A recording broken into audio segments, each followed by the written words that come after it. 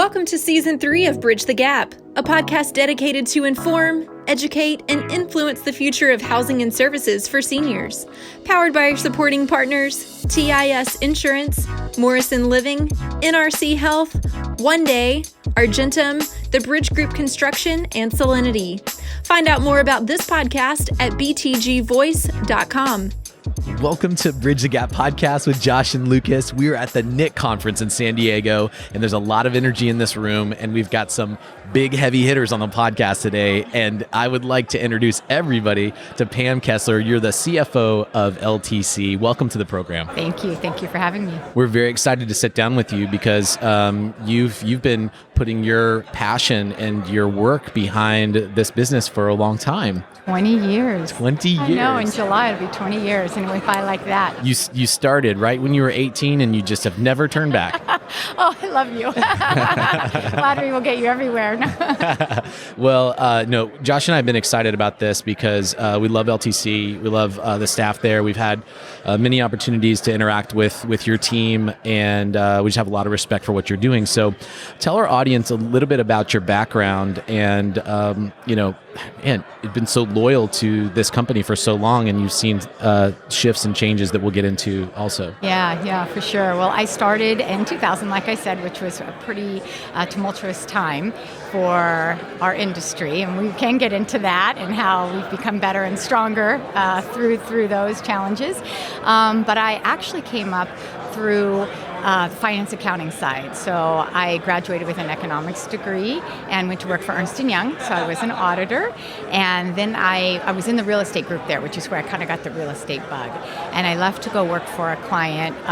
It's KB Home now. It used to be called Kaufman & Broad, so a home builder, which is where I met my husband. And then I left there to work for this new structure in real estate that was being formed or kind of reborn, and that's Real Estate Investment Trust, the REIT. I went to go work for a multifamily REIT and the Irvine Company, and learned so much there about REITs and really loved that structure. But I had the opportunity to go work for a private developer up in Los Angeles, so I was in Orange County at that time, up in Los Angeles, who was thinking about taking their asset classes public in a REIT. And I thought, oh, this will be great. I'll get to do it from the ground up. Yeah. And while I was there and working on that, it just became apparent their structure wasn't conducive to it. They had too many different ownerships. That roll-up would have taken probably a decade. I did not have a decade. But I got a call from a friend who was representing LTC Properties. This is in 2000. They were looking for a VP controller position. And I looked at the company's cash flow statement. I think that's the most important part of a company, and how the financial statement that tells the most about a company is the cash flow statement. So I looked at the cash flow statement, read all the public documents, and senior housing was the only asset class I had not been involved in before that time, and it really interested me. I thought, the demographics at that time were compelling. We've been flashing forward for decades now of what's going to happen as the baby boomers age. And I took a leap and said, I'm going to do this. I'm going to, get involved in this. This is going to be really interesting. And it was, because shortly after I started was when there was already some pressures going on from the skilled nursing side created by the Balanced Budget Act and the unintended consequence of that, cutting reimbursements. And all the public operators were in bankruptcy. And we restructured through that and grew our senior housing side, which at that time also senior housing was going through an overbuilding, oversupply cycle, much as we are right now. And we worked through that, and here we are today, growing, $2.5 billion REIT. That's approximately 50% in skilled nursing and 50% in assisted living. And looking forward to more continued growth. Yeah. Yes, yeah. So fascinating. Yeah. So you've seen a lot of change. Mm-hmm. You just kind of alluded to that, told us a little bit. We're definitely in one of those time periods where so much is changing. But still things stay the same. What amazes me, the things that caused a problem or exacerbated a problem back in the 2000s are true today, and that's over-leverage from the operator side. The REITs, I think, have been fairly disciplined and not over-levered, but the operators, when capital's cheap and someone wants to loan you a lot of money at a cheap rate, they take that. And I think the issues we're seeing today are stemmed in part from that over leverage on those traditional debt and the lease side. I mean, leases are leverage, and if you take too much money out from your properties and you agreed to pay a lease rate on something that was maybe an inflated value, that's a problem that eventually comes to a head and has to get resolved. Yeah, I could see that. And obviously, as the economy seems to be a little bit cyclical, I guess that problem has been cyclical as well. So you guys, if I'm not mistaken, one of your taglines as of recent is REIT done differently. Can you kind of explain that? I mean, it seems like there's some creative things you guys are trying to do to be different. Yeah. Kind of explain that of like, what has been the tradition? How are you different? Sure. I think REITs have been traditionally looked at as being an inflexible capital provider. I think, whether that's true or not true, I don't think we're all the same. I think maybe some REITs are maybe more, this is the document and you have to live by it, and we're not going to change anything. And that's not the way LTC has approached business, because we do look at it as a partnership, and a long-term one at that. And we know in long-term relationships and partnerships, things change, and you've got the lease is a living, breathing document that, as you add properties in as you grow, or take properties out as maybe your operators repositioning and focusing on core markets and assets they liked at one time or fit into their business model, maybe today don't, and they want to divest. And if you're not flexible in that, and there's nothing that compels you as the landlord to accommodate that request, other than a long-term partnership and relationship, and you want to do more business, and you want the win-win, right? We're all looking for that win-win, where we all make money together and we serve our residents and they're happy. Everybody's happy and successful in their businesses and lives, and that's what we strive for. So we listen to our operators and partners and their needs, and try to craft a structure that is something that works for them and makes them get up every morning and be excited and work hard and not have to worry about where their financing is coming from. Having a REIT partner, and us in particular, is very beneficial to an operator, because they don't have to worry about any potential recapitalization event, having a partner that maybe wants to monetize and get out, and then you potentially losing the operations of that building if it gets sold to a company or private equity that doesn't want to keep you in as the operator. Your operators are in the business to operate, and some of them like to make money in real estate, and so we've listened to that. So some of our operators say, we would like to stay in and have an ownership stake in the real estate of this, and we've created joint ventures to address that, which we had never done that in the past. That's something within the past decade we've done that I think is very forward thinking and addressing the requests of our operators. We haven't done RIDEA yet, which is where the REIT actually takes a part of the operations. We are not operators, and if you have a part of operations, you're probably involved in operations a lot more than you would have as a triple net lease capital provider, or even a lender. I mean, lenders aren't in dictating what the rental rates should be in a building, and I'm not sure that all the operators really want that. They would like a capital partner, but they are the experts in the operations, and most want to be free to make those operating decisions. So I think from the triple net lease structure, there's plenty of operators out there that are comfortable with that, and they want to reap the rewards of their hard work. They build up operations, they make money in operations, and maybe they don't want to share that with their capital partner, and that's a triple net lease structure. All the bottom line and yours to the operator.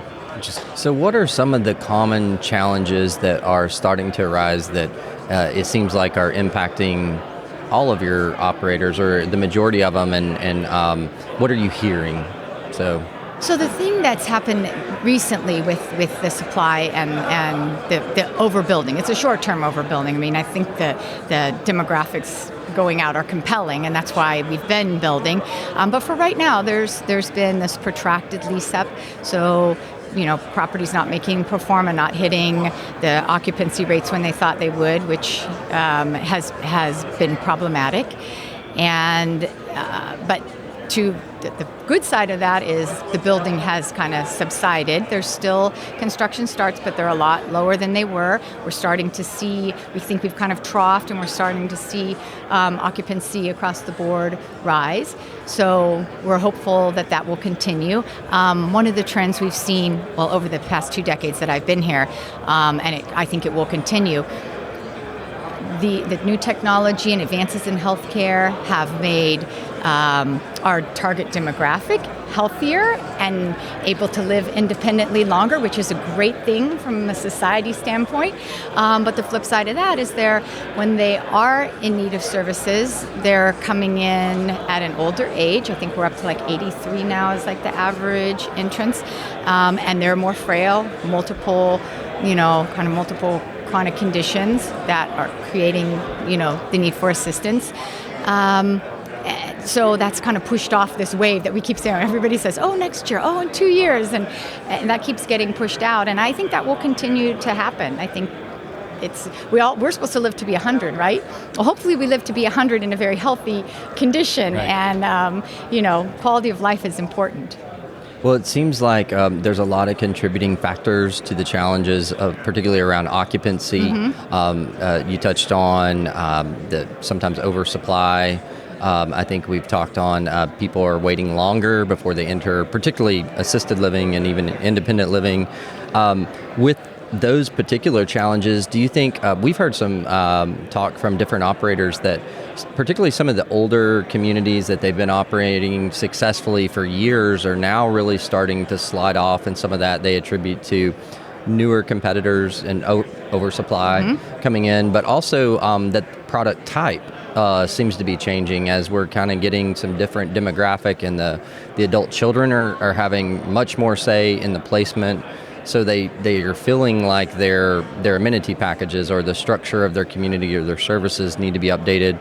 Are there ways that you as a REIT are able to be there for that operator to help them sometimes when they just need to reposition their product a little bit? So tell us, are you seeing that, one? And then two, how are you guys kind of coming alongside to help that? Yeah, we have. One of the things we did earlier on when we started seeing, and even before that, we've made capital available to our operators, but we really went through our entire portfolio and looked at where our areas and properties that maybe need a big renovation or rehab to make themselves competitive, remain competitive in their market. Because you do have that brand new building that's down the street from you, that's, you need to be able to compete. And for us, we don't want it to be, it's for lack of a good physical plant is why our operator's not competitive. We want them to be competitive from a physical plant standpoint. So that's us putting capital into the building, making that available to our operator. And obviously we want from a care model, we want our operator to be, competitive. And that's when we're looking at our operators of what stands out, what are they offering that's different in their marketplace. And I know you guys have had Lynn Katzman on, and we are huge Lynn Katzman fans. Juniper is, yes. Oh, she's amazing. And her Connect for Life program, I think, is something that's really innovative. And she's definitely a leader in this industry. And a lot of people look to, what's Lynn doing? What's Lynn think? And certainly, I think there's no one size fits all. Everything is market specific. Healthcare is delivered locally. It's regionally based, and what works in one market might not work in another. Our operators, we found the ones that are most successful are your regionally based ones, because they are the sharpshooters in their market. They know their market better than anyone else, and they're not stretching themselves thin trying to know everything in all 50 states or even 10 or 20 states. That's a lot. A handful of states, 5 or 6 states to be the best provider in those markets, we found is a recipe for success. Josh, we've talked about past and we've moved to present. Let's talk about future a little bit. We've talked about the demographics. Those demographics have been coming for decades. Yeah. It is really here. I could be wrong, but I'm thinking it's still maybe about 5 years out when we really start to see that. Yeah, you start really peaking on age and income qualified people are really the demand. But we keep hearing that they're going to want something different, something new. Any thoughts on that perspective? Yeah. Well, I think they're going to look at a lot of things. When you're talking to those that are still like more independent, they're looking for amenities and lifestyle, and so you need to be able to offer those. But they also want to age in place. Nobody wants to have to move again. Don't tell me I'm going to have to move again in 5 years if I have an event that, I'm needing more care. So you also have to, in addition to amenities, be able to offer the care. You have to be able to provide that. If you want to keep that resident and have them age in place, you have to do both. And that's a tall order. That's nothing that we take lightly, and that I think is the challenge for operators, is to be able to do both well. Yeah. Because if you're just focusing on the care, the frailty and the care aspect, you will also miss kind of the beginning wave. Your occupancy will suffer because you will have rapid turnover. If you're just taking very, the older and more frail in need of a lot of care, you kind of need to balance that out, I think, with those residents that are more amenity focused and not needing as much care. Yeah, and we've talked about, you overlaid those challenges with trying to keep the product, the community priced at a point where the care, the amenities, the rent is at a point where it's as affordable as possible. Yeah. That's such a big challenge. Are your operators talking about that? Does that worry them at all for the future? And that you've hit on, I think, probably the biggest challenge for our industry as we look to the future and the baby boomers that are coming, because they don't all have the means to afford that brand new building with high rents, but they're going to need care, and how do we provide that at affordable level? And yes, the operators are definitely talking about that, and there's not a solution yet. I suspect some of it's going to be, we talked about the older buildings. Okay, so the older buildings, so the people then that are coming that might not have the money for the amenities and the lifestyle, but that are needing care, the older product type might be something that's more affordable if the care model can run in it. And I suspect that's going to, and I'm going to say something probably controversial, but it will probably take some public funds as well. So we have a little bit of Medicaid is in the assisted side. We typically think of Medicaid as serving the long-term care community and skilled nursing. To the extent that there are long-term care residents in skilled nursing that are not in need of a lot of care, but are there because that's where they can be cared for with public assistance. That's not, from a taxpayer perspective, that's not an efficient use of our capital. If that can be done cheaper and more efficiently in an assisted living facility than our assisted living community, that's what we should be doing. And I don't think we've turned our collective thought to that yet from a policy standpoint, but I think the coming demographic wave may force that change. So we may start to see more public assistance in assisted living. There's a few states that do it pretty well. Illinois, for one, has the supportive living program. SLIF is what they call it for short. And so they are being very efficient in that, caring for their Medicaid residents in assisted living because they know it's cheaper than skilled nursing. Other states are it's not as prevalent. Sometimes it might be only 2 or 3% of a building is Medicaid or less. Some have none. But that's a big challenge for our industry. It is, and I think you touched on while it may be controversial, it's a point that we've got to be willing to discuss on the public assistance. And I think there has been a few states, very few, that seem to have done that. Medicaid, many states, it's called the waiver program, or they've got a cool name for it. But in most states, the program has not been, I would say, provider friendly, because they oftentimes don't reimburse for the room and board, only the actual care. And we all know one of the great advantages of the value proposition of a community is the community, right? And then I think something that policymakers are going to have to figure out is how they don't create so much typical bureaucratic red tape, that it adds administrative cost burden, as so many of these programs do, because, many of the states that I talk to my friends in, that they're trying to utilize those Medicaid dollars, the reporting process and the access and the billing things, they have to hire another FTE to just meet those things. So, it's one of those kind of things that I think a partnership between the private and the public sector to really get at the same table and work out solutions using the great technology and resources that are out there to help even the processing of all of that be more accessible for the providers and those participants in those plans. That, I think, is one of those secret ingredients that is lacking right now. So this is great discussion, but I have to kind of move into a different area here. I couldn't pass up the chance. You are obviously a very successful female leader. And I know we've talked with several great female leaders, much like you mentioned, your friend, Lynn Katzman. And Lucas always likes to hear, and I think our audience loves to hear, talk to us your perspective on balance and that balance with family and leadership from your perspective, from a female leader's perspective, if you don't mind.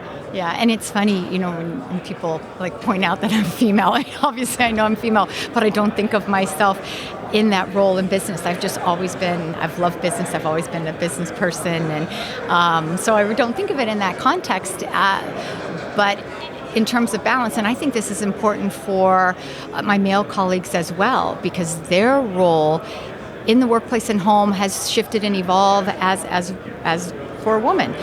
So we all want to have that work-life balance. We all want to be more involved in our children's lives. It's not what we've learned, and this is a great thing for our generation, is it's not an either-or. Past generations is an either-or. You're going to be a career person or you're going to be a family person, and usually you couldn't do both. Now, not only can you do both, I think it's expected. I tell our people I work with all the time, your child has a play, you schedule your day so that you can be there at that play. That's important, And I've tried to do that. You have to be mindful of your responsibilities at work. If you schedule a meeting, you're at that meeting. You schedule a podcast, you're at that podcast. That's right. But you should also likewise schedule your family time too. And we're now working kind of in this 24/7 cycle. I think the first thing we all do when we get up in the morning is check our email, right? Okay, what, did anything, important, do I have to do something right now? Right. And we're just in tune, and we do that before we go to bed, right? We just kind of check off. So I think the lines are blurred between work and home, and it's all kind of one. It's all of us. It's what we are, and I think that's great. And so for women and for men, I think you should strive to have that balance, and it is doable.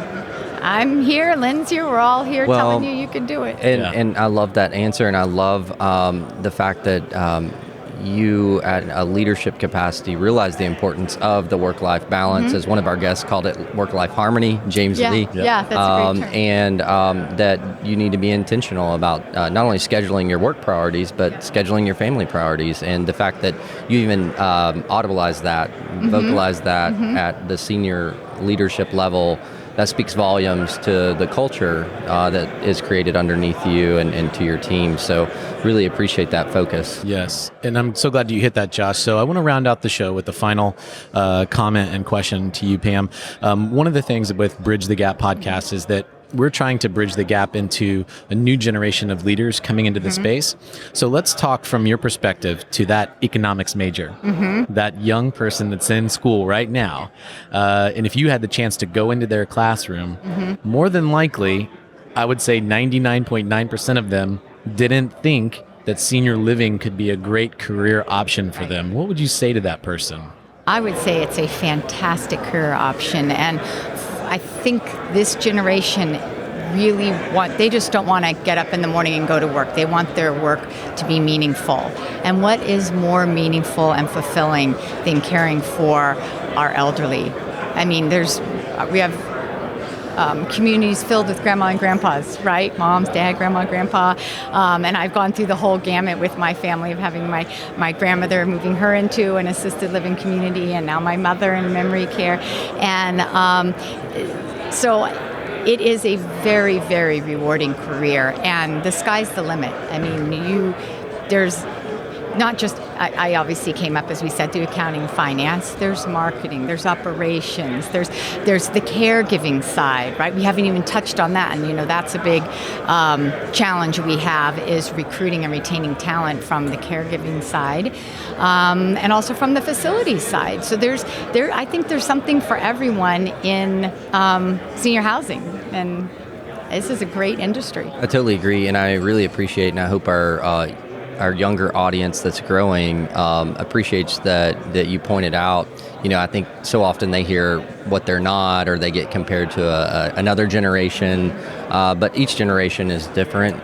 But one of the positive attributes that you touched on that we have seen is that they are an extremely mission-focused group, which I think is our largest opportunity, because like you said, it's what better industry if you want to be in mission work, so to speak, at a variety of capacities, so that you can lay your head down at the end of the night, you can get up in the morning and knowing you're collecting more than a paycheck. Yeah, you made a difference. You made a difference in a lot of lives. That's exactly right. And I will say I've been very encouraged. We've had the opportunity to speak to a lot of university classes, very bright, very intelligent, and their eyes are wide open at opportunities. I think that's an opportunity our industry and all of us as ambassadors for our industry, we haven't capitalized on because so many of them have never even heard of senior living. To your point, Lucas, I think you said like 99% of them would never even know. And that's been our experience. You usually will find out of a class of 100 students that are business majors, maybe one of them, senior living's even on their radar. And so I think integrating and having the dialogue as industry leaders with our universities is a real key, right? Yep. So this has been a great discussion, right, Lucas? A lot of fun. And our listeners can hear the energy continuing to kind of boil in the background here. And we know, Pam, you have meetings and a lot of responsibilities. So thank you so much for taking time to talk with us. A very fun conversation with you. Thank you. It was my pleasure. I appreciate you having me. And we'll make sure that we connect to LTC in the show notes. And thank you for listening to another great episode of Bridge the Gap. Join the BTG podcast team at Argentum May 18th through the 20th and use our promo code BTGSLEC for $100 off a full conference pass. See you in Tampa. Visit btgvoice.com for more details.